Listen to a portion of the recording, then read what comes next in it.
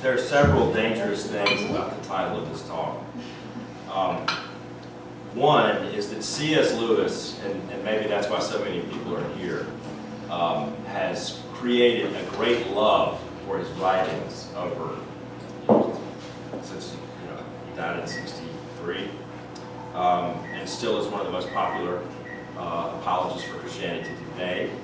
And so I want to say, first off, I'm not a trained expert in C.S. Lewis. There are C.S. Lewis classes. I'm not sure that you can major in C.S. Lewis, but you can get pretty close to it at some colleges. Someone told me actually on the plane ride over here from Toronto that UPEI offers a course in C.S. Lewis. Is that right? It might Could be just. I can tell you, I don't teach it. Oh yeah. Okay. But like Rob said, I really have been reading C.S. Lewis for a long time now. If you count the Chronicles of Narnia, which I do, then more than 30 years. If you count his more serious, well, I guess they're serious. I shouldn't say they're not serious. His more scholarly works, his more difficult works, than more than 15 years. And he has had a profound influence on my life and on the way I think, and hopefully for the better. But I do feel like I know him in a way, and I'll have a few things. I'll show you what I mean later in the talk. The same with Robert Barron. I didn't read a Robert Barron book until I saw some of the Catholicism series. I don't know if anyone familiar with the Catholicism series? Okay, they're great. I mean, they're wonderful. And I was introduced to that. He was just on public television. And we have that here. In Kingston. No offense, man. And so I thought to myself, I really have to start reading this guy. And started reading him, and literally from the first page, thought, wow, there's something to this guy. And so for the last 4 years, I've spent a lot of time with the writings of now Bishop Robert Barron. Hopefully everyone knows who C.S. Lewis is. If you don't, that's, again, no judgment. He is one of the best-selling religious authors still today, 50 years or so after his death. He's one of the best-known Christian apologists that there are. He's also well known for his great friendship with Tolkien. I see there's a copy of Lord of the Rings here, and his membership in the Inklings, which was a club, an informal club in Oxford, where guys would get together and read their work to each other, and it was open to criticism. I really think being a member of the Inklings helped all of those guys who were pretty well known and well published. So his membership in the Inklings was vital to the clarity of C.S. Lewis's writing. I was just talking to Dr. O'Grady about the clarity of his writing. I think this constant reading twice a week of his work to his friends, one of which was Tolkien, and other were professors at Oxford as well. And you would think that the writing would get better and clearer than it was. If you'll notice, like in Mere Christianity, probably his most famous book, he says things, he'll make an argument, and he'll say things like, one might object that, ... You can imagine that he heard that very objection just the week before in the Eagle and Child pub, or Barron maybe as it was called, where they, one of their meetings. Robert Barron is an American. He's from Chicago, moved to Detroit when he was a kid, moved back to Chicago. And really, strangely, there's not a whole lot of American kids who, as freshmen in high school, read Thomas Aquinas and say, wow, I've got to have more of that. But he did, to our great benefit, and became a priest, and he became rector of Mundelein Seminary right outside of Chicago, just northwest of Chicago, and has recently been promoted due to his just an incredible recent work. He just really has done a lot of very incredible things. And there's a funny story that he tells. And all this YouTube, he's just enormous on YouTube. Millions and millions of views now on YouTube, which is just remarkable, especially for the topics that he's talking about.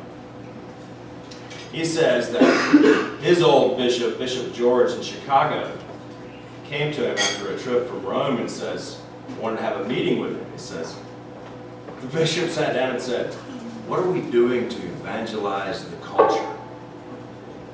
And Robert Barron said, "What does evangelize the culture even mean?" And Bishop George said, "That's the same thing as I asked the Holy Father." So he didn't know, but he's doing a very good job of it now. And one of his ways of evangelizing the culture is to start just the video quality of those DVDs. Daniel, I mean, I can tell you, not to put you on the spot, but they're just insane. And the visual, the care for the visual is obvious. And he's just written a book called Heaven in Glass and Stone, which talks about the theology of the Middle Ages that we've come away from, but really is a theology of aesthetics. And you can see that in those videos. So, okay. So let me just explain a little bit about, I've explained that part about the title. Let me explain another part about the title. The title of the talk is The Magician's Godson. Bishop Robert Barron, as today C.S. Lewis. So there's some danger in that title. Let me explain that away if I can. The magician, of course, is C.S. Lewis here. And being from Mississippi, where I'm from, and working in Alabama, where I work, there would be a danger, maybe it's here, maybe it's not, so I'll address it anyway. There would be a danger of some Christian person objecting to C.S. Lewis being referred to as a magician. I don't mean that type of magician. Not any kind of magician, really. I mean that he was a weaver of magical tales. So I'd like to give you an example of just that. And C.S. Lewis himself was loved, in fact, to be swept up in magical tales. Sorry. Yeah, all right, thanks. Just let me know. Okay. I can hear you fine. All right. So I just want to give you this little insight into who Lewis was as far as magic goes. And this is the introduction. Some of you may have read this. This is the introduction to, or this is the dedication page to The Lion, Witch, and the Wardrobe. And he writes to his goddaughter, who is Owen Barfield's daughter. I don't know if anyone's a fellow Inkling, Owen Barfield, wrote a book called Poetics and Diction. It was an influence on Saul Bellow. He writes, "My dear Lucy, I wrote this story for you, but when I began it, I had not realized that little girls grow quicker than books. As a result, you are already too old for fairy stories, and by the time it is printed and bound, you will be older still. But someday, you will be old enough to start reading fairy tales again. You can then take it down from some upper shelf, dust it, and tell me what you think of it. I shall probably be too deaf to hear and too old to understand a word you say, but I shall still be your affectionate godfather, C.S. Lewis." So you get the fact, you get the point there, that fairy tales are for grown-ups too. Fairy tales are for people like C.S. Lewis. Fairy tales are for people like me. The second story involves C.S. Lewis's, I'm not sure what to call her. When he was, some of you may know the biography of C.S. Lewis, but he was at Oxford his first year. He was had to join sort of the officer corps, training corps, and then had to go fight in World War I, and in fact reached the front lines on his 19th birthday, I think. And in the training there that they'd done at Oxford before they went, which prepared them absolutely in no way to be in combat. It trained them to sort of navigate the officers' club, maybe. But anyway, met a fellow Irishman, Paddy Moore. Lewis was born, by the way, in Belfast. He was not English, although he lived most of his life in England. He called himself Irish all the time, but if you ever hear him talking, you can. There's just a few things left on YouTube that have recorded his voice. He sounds like the worst type of English snob, which is not a good thing. But anyway, he loved Ireland, and he loved this guy named Paddy Moore, and he said to Paddy, if either one of us dies, you take care of my widowed father if I die. Yeah. Father, if I die. And I'll take care of your mother, who was separated from his father at the time. Well, Paddy died. And so Lewis lived for most of the rest of his life with this woman named Mrs. Moore and her daughter, Maureen, who was actually closer in age to Lewis than Mrs. Moore, and many people have speculated that they had an affair and all this kind of stuff. That's off the point. It just so happens that Maureen, after living for years with Lewis and often in poverty, that Maureen finds out that she had an uncle that she wasn't even aware of who died, and that she inherited a fortune, and was now a titled member of the English aristocracy. And between finding this out and seeing Lewis again, Lewis had some health problems and went into a coma. And so Maureen rushed to the Ackland Hospital in Oxford, or right outside Oxford, and when she saw Jack, which is what friends and family called Lewis, and you'll see why I call him Jack just here in a second, she rushed to him. She couldn't stand it. He was lying there in a coma. She put her hand on his arm and said, "Jack, can you hear me? Jack, it's me, Maureen." You have to remember, he was in a coma. He opened his eyes, and he said, very slowly, "No, you are Lady Dunbar of Pilgrims." And she said, "Jack, how could you remember that?" And he says, "On the contrary, how could I forget a fairy tale?" So, this is right out of a coma. I mean, come on, he loved fairy tales. So this is why you call him a magician, or why I call him a magician. The next thing to say is godson. The magician's godson, Robert Barron. What do I mean by that? Well, there is a danger, again, because I come from the Protestant fundamentalist South, that there have been people anointing the second coming of C.S. Lewis for 50 years. And what they expect from that person, I'm not sure, but they expect a lot. And that's not what I'm saying here with Robert Barron. I use the term godson. Most of you will know what the technical term for godson or godparent, godchild is. But one less used term is sort of someone who has a spiritual kinship with the other. And that's what I want to talk about today. So, what makes Robert Barron so great? What makes C.S. Lewis so great? And because C.S. Lewis loves stories so much, and because Robert Barron loves stories so much, I'll tell you another story. And then we'll get on with it.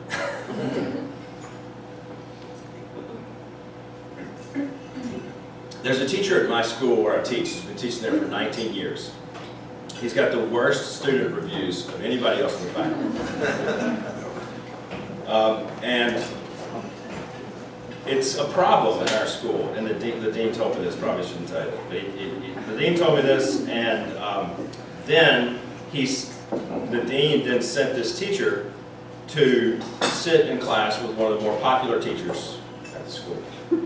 And so he did that, and he sat in this woman's class. It was a great and very great teacher. And he sat in there relatively politely, and then stormed out into the dean's office and said, she doesn't do anything that I don't do. And that's probably true. It's something intangible that she did that guy doesn't understand. And there's some of that with C.S. Lewis, really, too. And C.S. Lewis and Robert Barron, I was recently reading this article called The Second Coming of C.S. Lewis by Alan Jacobs, who used to teach at Wheaton but now teaches at Baylor. And he's a very popular writer. He's very good. I don't want to take anything away from Alan Jacobs. And I hope this is being recorded. It totally is. Sorry, Alan. He says, really, a lot of people could do what C.S. Lewis could do. There are a lot of great scholars out there. There's a lot of great storytellers out there. There, are a lot of great videographers, like Robert Barron's team are. But that's not. I think that's selling short the genius of both of these men. So we can't ignore the intangibles. Both of these men use the power of story to get their point across. Lewis very famously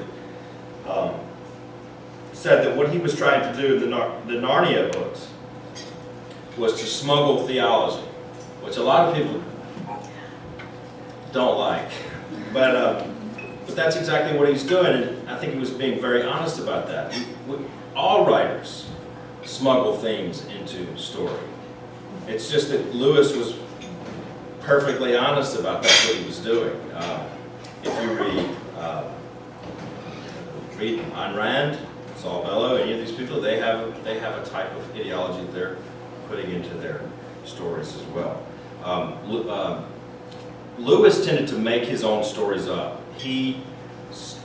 For instance, The Great Divorce hopefully some of you are familiar with the story of The Great Divorce.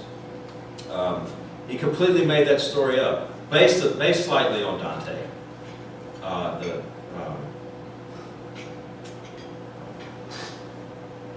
Divine Comedy, but really just sort of made that up in his head and put the themes in. Barron is different. Barron, being the lifelong Catholic that he is, what stories do Catholics use? They use the stories of the saints, and that's what he does. He tells these great stories to make his point. Saint Therese of Lisieux, for instance, he tells the story. He starts with a personal story, then moves to the saint's story. The personal story is he read for the first time the autobiography of the soul and didn't like it. It was too cloying, too over-sentimentalized. So he didn't like it. But then he heard a great scholar in France where he got his degree in sacred theology. He heard him say, in France we call Teresa of Avila La Grande Thérèse, and Thérèse of Lisieux La Petite Thérèse. But he said, really, Thérèse of Lisieux is La Grande Thérèse. So you have to take a look at this again. Why is she so great? And so then he tells the story of Thérèse of Lisieux living there as a cloistered nun and finding what she called the little way, which is, I can't go out and do these great things that I always dreamed of doing. I want to be a martyr missionary. What can I do here to die for Christ? And what she decided was the people that annoyed her most, she was going to love the most. The nuns that literally accused her of faking the disease that eventually killed her, she went out of her way to be as loving towards them as possible. This is the little way. So this is the story that Robert Barron tells you to tell you the importance of Thérèse of Lisieux. So the power of story. How are we on time? You're doing fine. Good, fine. Okay. What time is it? 7:25. What time do we start? 7:05. Okay. The next thing that I want to tell you that unites Robert Barron and C.S. Lewis is something that allows them to communicate with people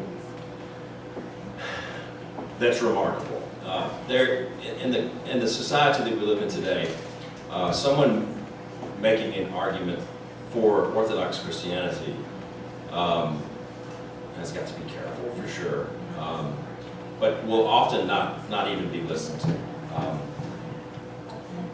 Yet you have this intense popularity for these guys, and part of that has to do with the calmness of Barron and the calmness of Lewis in his writing when tackling counter-arguments. And I think that this comes from a sense of security. I come from a place that's very fundamentalist Protestant, and I know what religious insecurity looks like. It looks like, metaphorically at least, ostriches with their heads in the sand. So I know people who grew up who were told, never study philosophy. It may destroy your faith. Don't even study it. The response should be, what kind of faith would that be if that's if you're so scared of that? But Lewis and Barron are so steeped in the what Rob called earlier the Catholic intellectual tradition, or the Western intellectual tradition, that they are more than themselves. It gives them a confidence. They are not simply C.S. Lewis parrying attacks. He is not Robert Barron simply parrying attacks alone. So what do I mean by this? I'm sorry, I'm a trained historian. I don't feel comfortable without sources nearby. So if you will indulge me, I'll show you what I mean with a series of these. Now, this is a quote from Woodrow Wilson, who was president of Princeton before he became president of the United States. And I just want to show you what he means by the idea of, in the United States we say college, not university. So the object of a college, as we have known and used and loved it in the States, is not scholarship, but the intellectual and spiritual life. Its life and discipline are meant to be a process of preparation, not a process of information. The intellectual and spiritual life, I mean, enables the mind to comprehend and make proper use of the modern world. The object of a liberal training is not learning, but discipline and enlightenment of the mind. The educated man is to be discovered by his point of view, by his temper of his mind, and by his attitude towards life. He has a knowledge of the world which no one can have who knows only his own generation or only his own task. This, I would argue, this point of view that comes from the type of education, the type of reading that these guys do, unites them in a way that is just remarkable. Now, let me read one other thing from someone who's not C.S. Lewis or Robert Barron.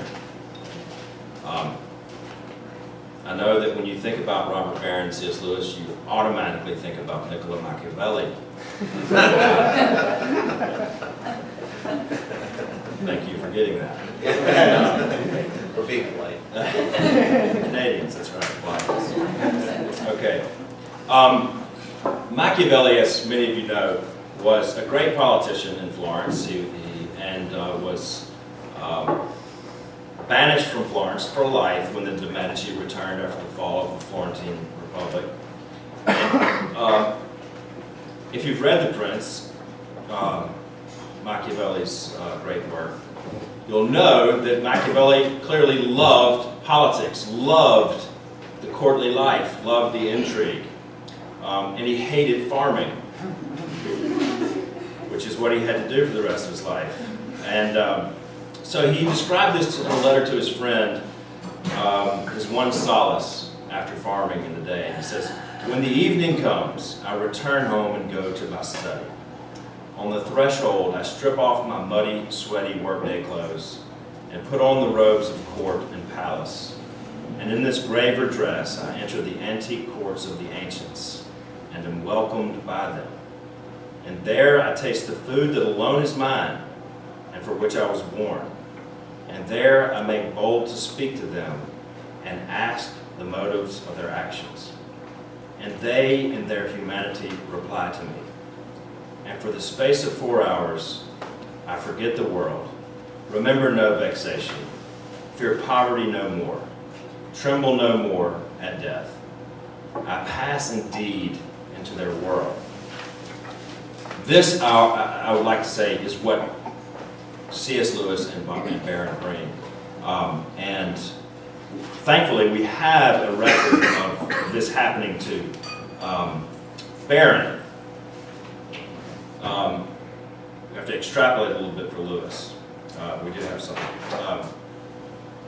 Barron says when he was 19, he entered an accelerated program in philosophy at the Catholic University in Washington, D.C. This was the beginning of my apprenticeship to a whole series of masters and my entry into a world that I still find enchanting.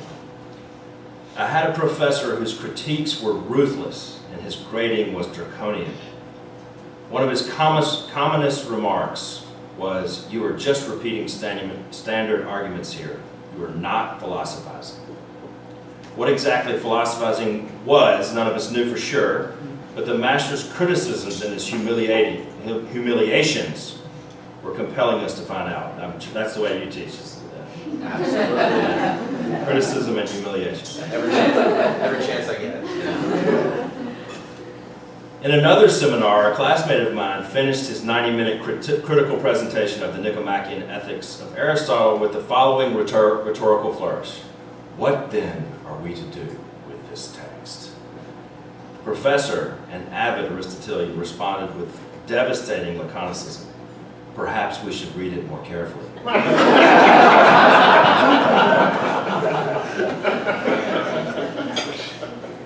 The most memorable moment for me in the process of apprenticeship took place midway through my second year.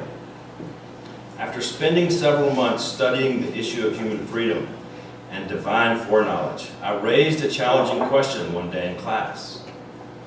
This same professor gave a brief response that I found inadequate, and I pursued the issue, looking at me with a combination of delight and surprise. He said, "Okay, make your case."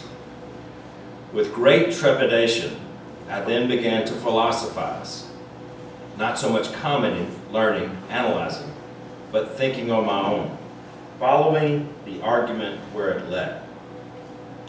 Sensing my excitement, the professor kept guiding me, spurring me on with questions and comments. Suddenly, I was not studying Platonic dialogue. I was in one. The teacher playing patient Socrates to my enthusiastic Thrasymachus. In that moment, still fresh in my memory all these years later, I entered, however tentatively and imperfectly, into the great conversation of Western philosophy. In the course of that exchange, I became a brother, however unworthy, to Parmenides, Augustine, Aquinas, Hobbes, and Kant. I had entered a new world. And this is what happens. This actually is what happens when Rob and I taught this class for. We taught the intellectual origin, the conspirator West. Yeah, it's the oldest course at Queens where we got our PhDs, and it's very, very out of fashion. Everyone hates it, except the students, and no graduate students really want to teach it, so they put Rob and I in there for 3 years, or took me for 2, Rob for 3. And we were talking about with the Catholic study students here earlier. For me, it was just maybe a third education. It's definitely a second education. I feel as if before that course, I was an uneducated person. It's that vital, and we neglect this part of our heritage. And I want to read just one more thing here, just to show that C.S. Lewis also felt exactly the same way. And then I'll try to tie this all back together and end it. Lewis wrote in a book called An Experiment in Criticism, which he wrote. So any people with master's degrees in literature here? None. Really? Okay, good. So most graduate study in literature these days involves something called deconstructing the text. And Lewis was a huge opponent of deconstructing the text. And a metaphor that he used, or maybe he would have used, it's all blurring together now, would be if you made a piece of fine furniture. Yes, it's important to know how to make a piece of fine furniture by piece pulling apart. But what do you have when you're done with it? You have a pile of rubble, where before you had a piece of art. And this is what he's talking about when he says to read well. And by the way, when he basically taught the great books, but he did not agree with the term the great books, because he said that made people feel like there was a list and they had to read the whole list. Lewis's definition of a great book is, if you're reading one night, someone came in and said lights out, you would put the covers over your head and take a flashlight and finish reading. If it's a great book, you would do that. If it wasn't a great book, it's not on the list. So this is what he's talking about when I say when we read well. He says, when we read well, we delight to enter other men's... Now, he's writing in the 1950s, so this is not really, gender appropriate in some ways. When we read well, we delight to enter other men's beliefs, those, say, of Lucretius or Lawrence, even though we think them untrue, and into their passions, though we think them depraved, like sometimes of Marlowe or Carlyle, and into their imaginations. We become these other selves, not only or chiefly in order to see what they are like, but in order to see what they see, to occupy for a while their seat in the great theater, to use their spectacles, and we are gifted whatever insights, joys, terrors, wonder, or merriment those spectacles reveal. This, as far as I can see, is the value of good literature. It admits us to experiences other than our own. Those who have been true readers all our lives seldom realize the enormous extension of our being which we owe to authors. We realize it best when we talk with an unliterary friend.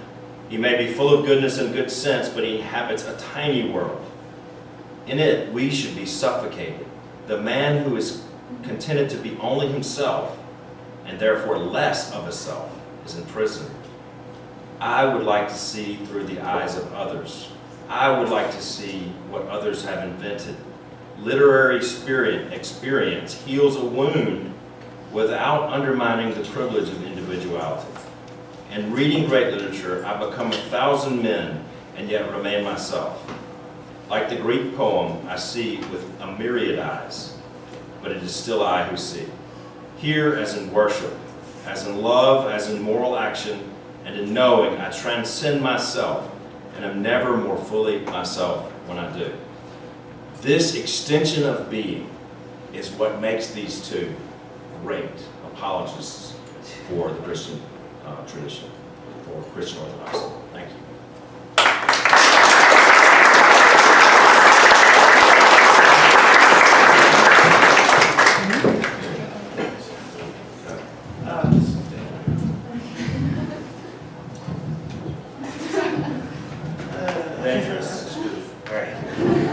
All right, thank you so much, Rankin.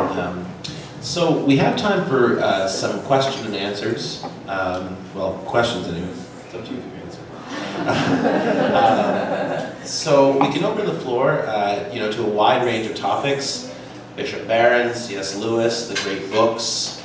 The floor is open.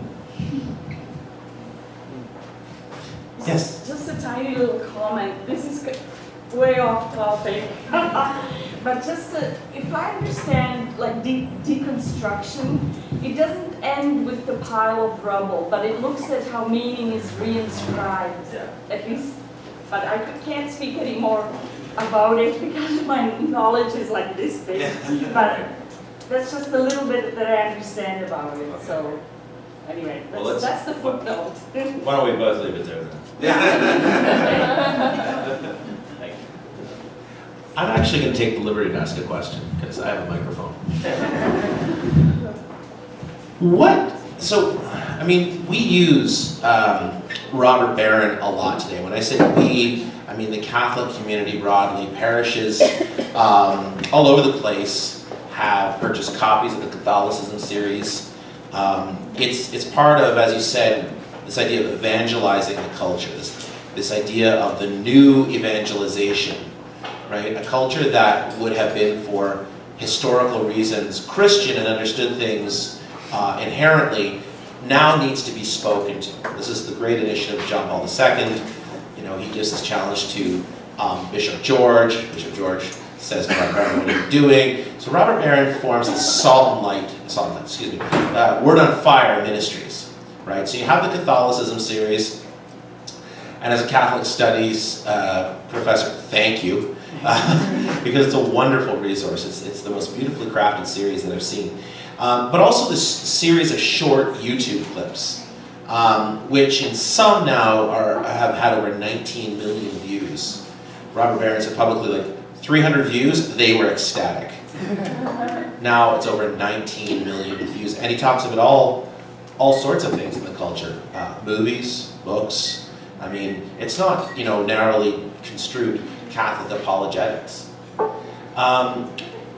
So, I mean, clearly there's an interest, right? And clearly he draws on this long history of the great books tradition. And one of his themes that he comes back to often is this, the challenge posed by New Atheism. And I'm just wondering if you had any thoughts on how Barron, I think, ably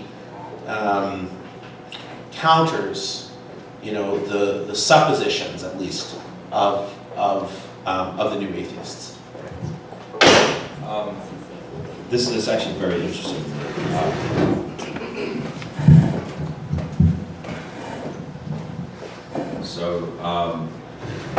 If C.S. Lewis and Robert Barron maybe are the most influential writers in my life, ironically, Christopher Hitchens is probably the third most influential.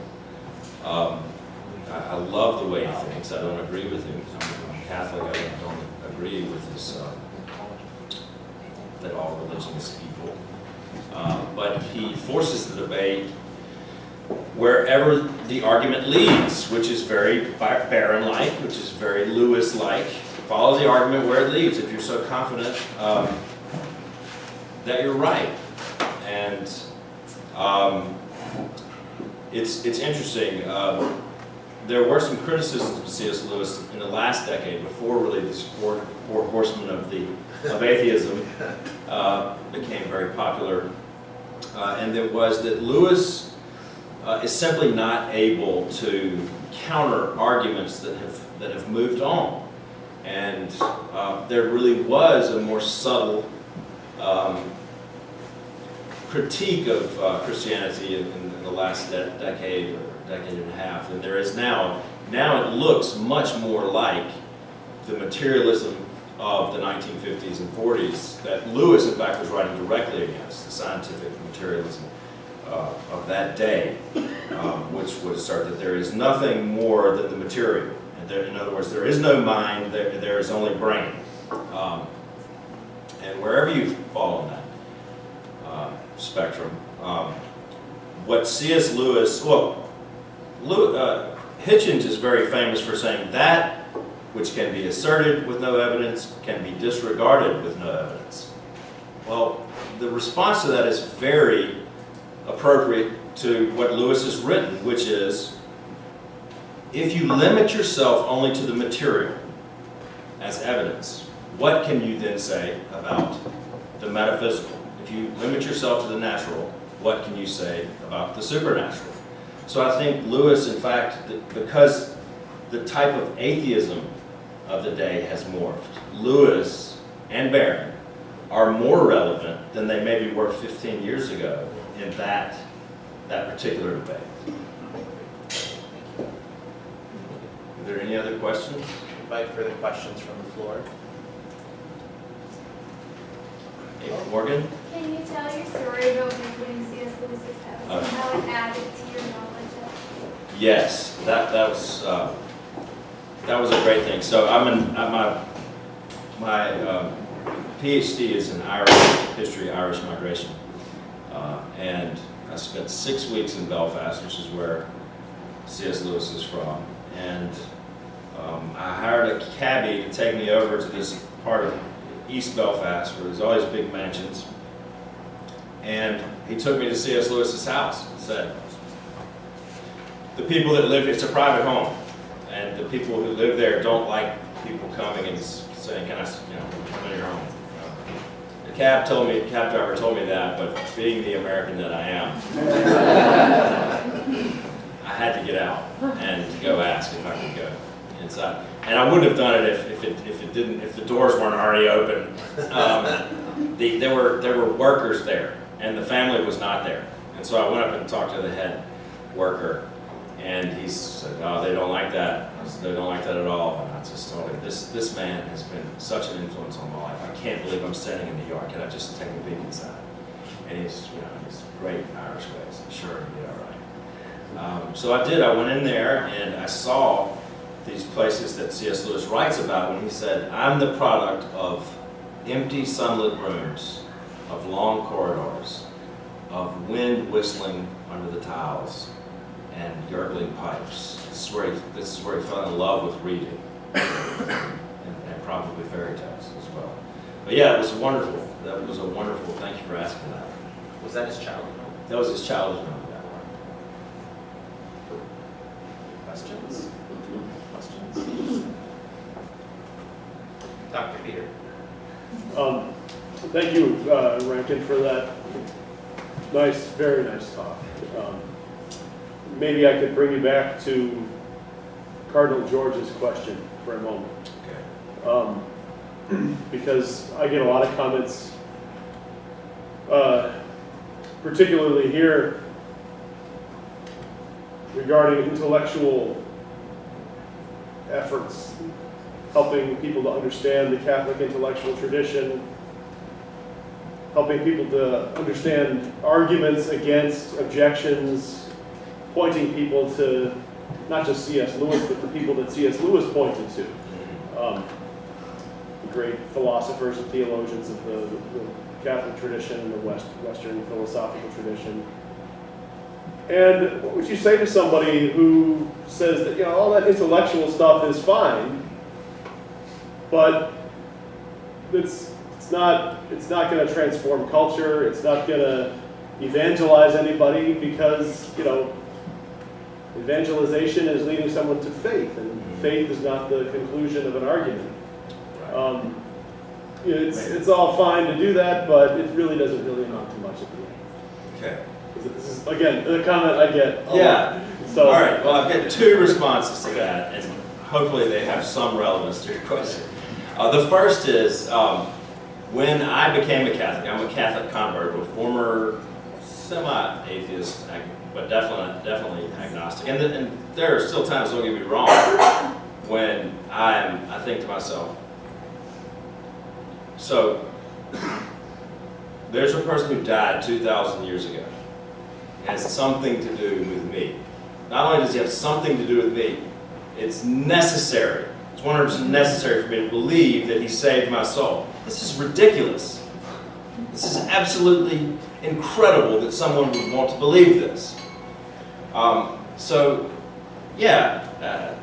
There's part of that. So, and I'll get back to that.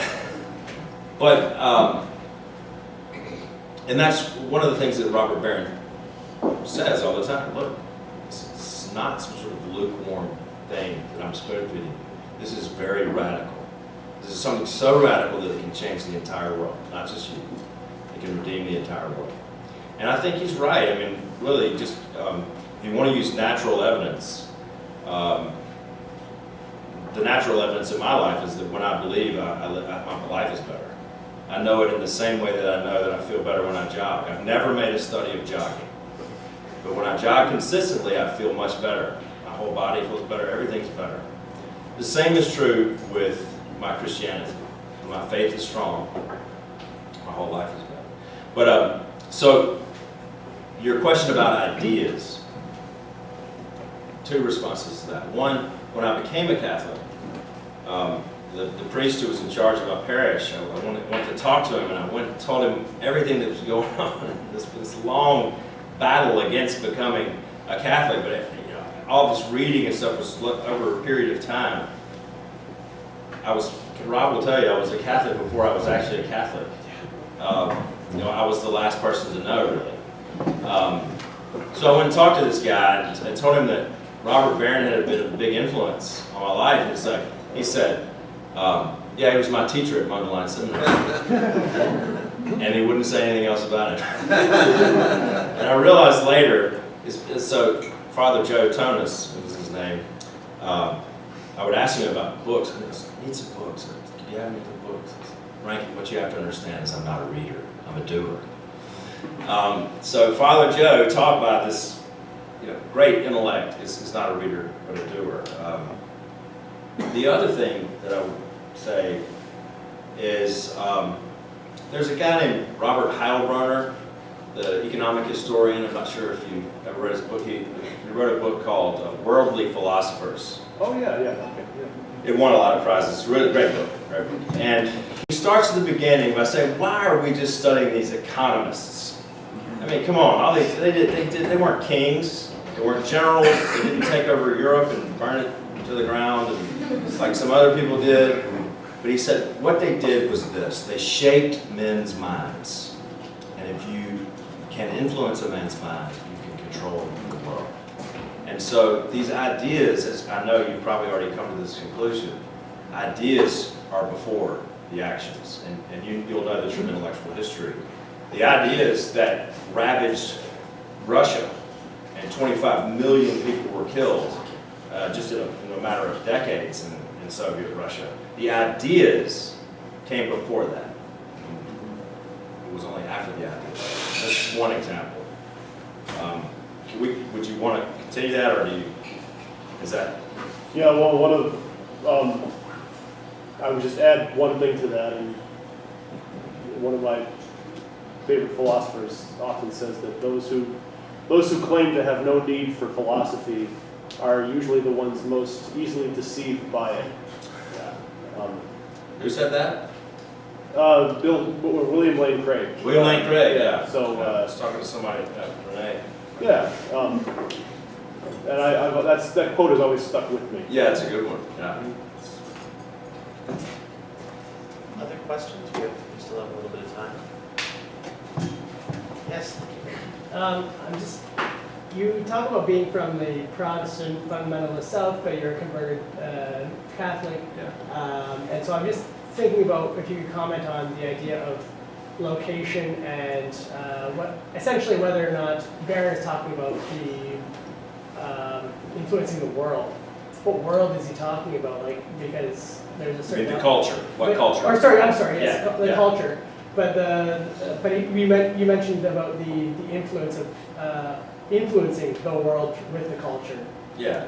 And so that idea of, is he preaching to the choir? Pardon me, Yeah. but or is is that how the popularity is growing, or is it a certain element of actually spreading? Very good. That's a great question. That's a question after Robert Barron's own heart, actually. To use biblical alliteration. So he, like he said, he didn't know what evangelizing the culture was. Cardinal George didn't know what evangelizing the culture was. Apparently, they didn't really get a good answer from John Paul II. So he just had to go out and do it. So the end of that conversation, when Cardinal George says, I had to ask the Holy Father the same thing, basically, Cardinal George said to Robert Barron, go out there and do your best. And so his attempt at evangelizing the culture is not to become more like the culture, but to actually be salty, to actually be alike, to be different, which is why he wants people to know. Look, it's really pretty freaking crazy for me to tell you that someone died 2,000 years ago, rose again, has anything to do with it. It is. It's a radical thing. How could this change your life? Besides going to the nut house, you know. So the salt and light deal, that's just traditional. He's gone back to tradition in a way to evangelize the culture. He's gone back and shown in several things, this Heaven in Glass and Stone, or in the Catholicism series he talks about theology in glass and stone, which he's talking about the aesthetics of the great cathedrals, that they are meant to demonstrate a great difference between the everyday and the holy.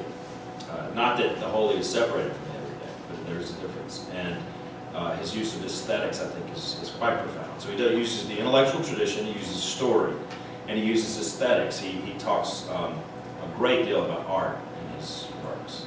So I hope that's some answer to your question. Can I ask you, please?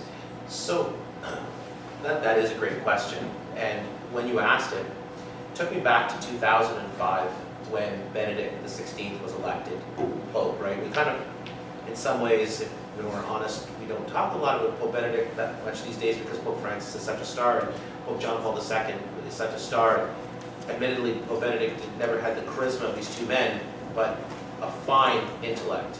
And while he was still a cardinal, he preached to the Sacred College of Cardinals, and he talked about dictatorship of relativism. And so people said, oh, well, he doesn't want to be Pope. You know, he's challenging like these really kind of contentious ideas. And what happens 2 days later, he gets elected Pope. And he makes the conscious decision to take the name Benedict. He said, because, you know, the church is doing fine in the developing world. The church is doing fine in Latin America. The church is doing fine in Africa. But the church is dying in Europe, particularly Western Europe, right? The cradle, the heart of where Christendom was so strong is now so secular. And so this, to my mind, goes precisely to this question of new evangelization.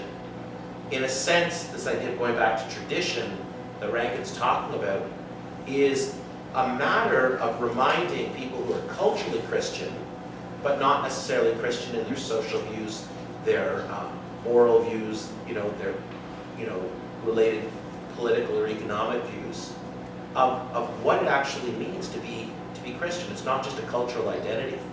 And so to evangelize the culture, I think, is really focused on certain places.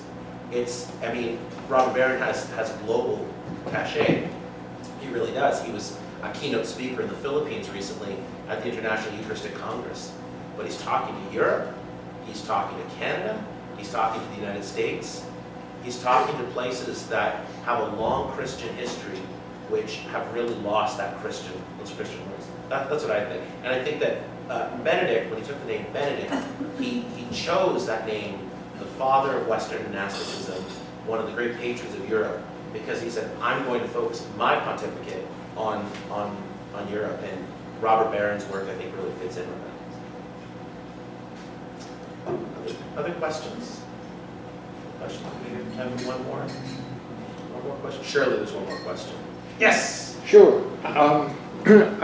My name is Michael, and I'm one of the old guys here. And I want to say it's so lovely to see this group of young people down here actually listening to a talk about Christianity. And I'm curious about the bishop that we're meeting tonight. We've just heard about him, actually, in hearing about this gathering tonight. If there is a new assault of Christian evangelization on a culture, is there a target or a demographic that perhaps the tradition of Christianity in the West has missed? Has Christianity tended to be for an elite? Ordinary people, get the catechism. We leave the real understanding to the Jesuits. And I'm wondering if the fact that we have young people here tonight, perhaps not feeling, that this is a topic that only targets an elite level of intellect, that maybe there's hope that we are beginning to find a way to disseminate the Christian truth, dare I say, to the masses, or at least to ordinary people, to ordinary intellects? That's a great question. I think,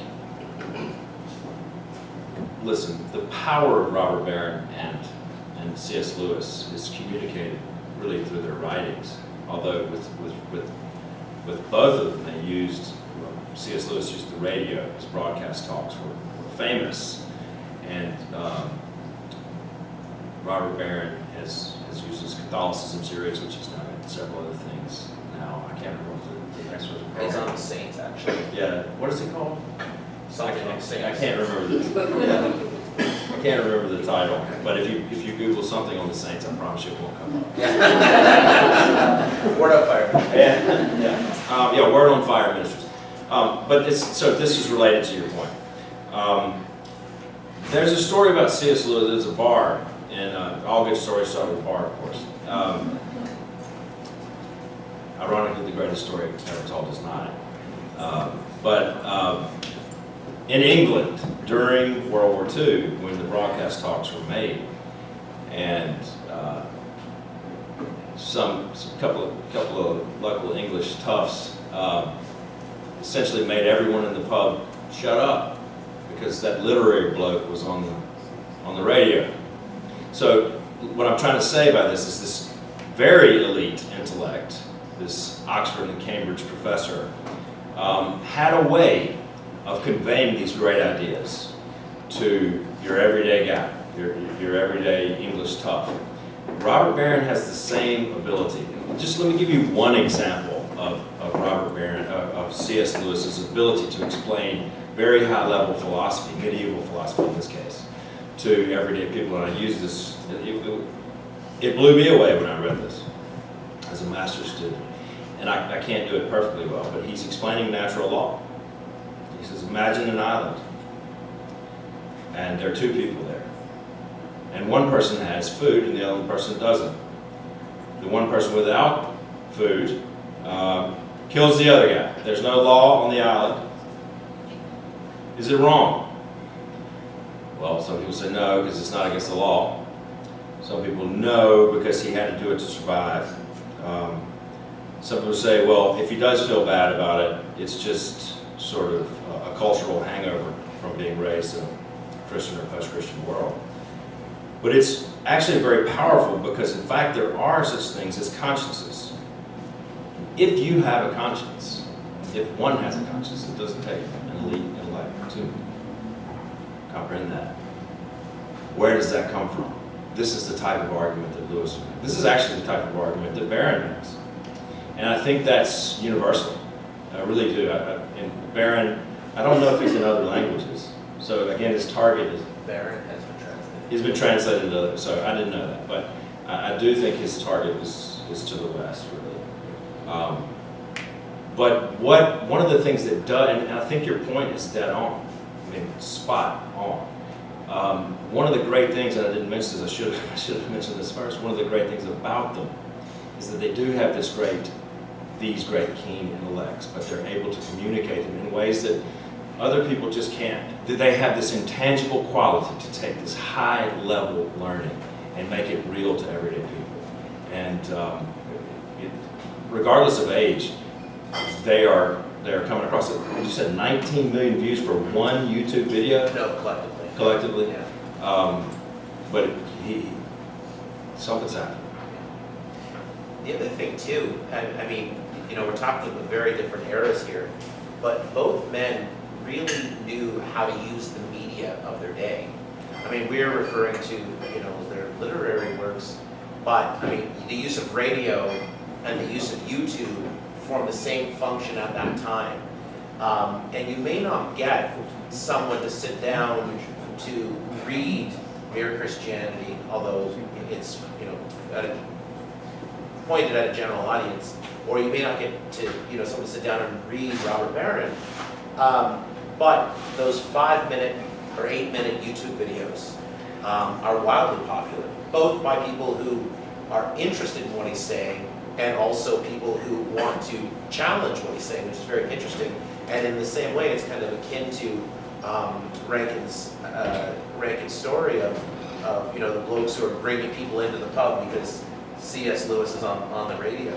And I think that they were very savvy in that way. Both of them were very savvy in that way, how they could take something that they might have offered in a written format and transmit it to a wider population than just their books would have reached.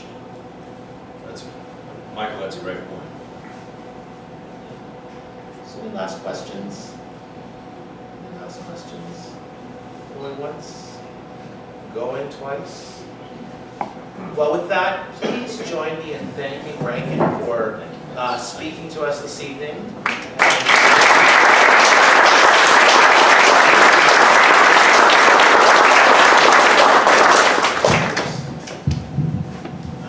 Sorry. So just two things. One is just a quick plug. About 8 weeks ago, Rankin published his first monograph called The Invisible Irish.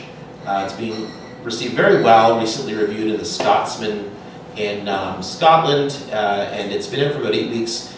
He'll be speaking at UPEI tomorrow at 3 o'clock in an event sponsored by the Department of Religious Studies. And he'll be giving a public talk on Irish migration based on his work, so we would be very pleased if you're interested at all to please join us. It's at 3 o'clock at UPEI in the main building, 201. If you Google it, you'll find it. And the second thing is just to thank everybody here, not only for joining us this evening, but this is the third in our series this year. And we've had wonderful turnouts each and every time, a really nice mix of university students, faculty, community members, and it's your interest that makes this possible. And we're really indebted to you for that. It's been a very enjoyable series. The series itself will be back next year. We may even have a few more sessions. And I just wanted to, in addition to thanking the SDU Board of Governors and Institute for Christianity and Culture, wanted to thank Nick Pierlo, who's not here this evening. But this was his brainchild a couple of years ago, and it's really grown, and he's done a great deal of work. He's out of town at the moment, but I did want to thank Nick publicly, and also to thank Daniel Brown, who is always filming for us. I seem to bump into Daniel and say, Daniel, you're filming tonight? He's like, I just assumed I was. So, Daniel, thank you for that, and thank you to all of you. So please give yourself a round of applause.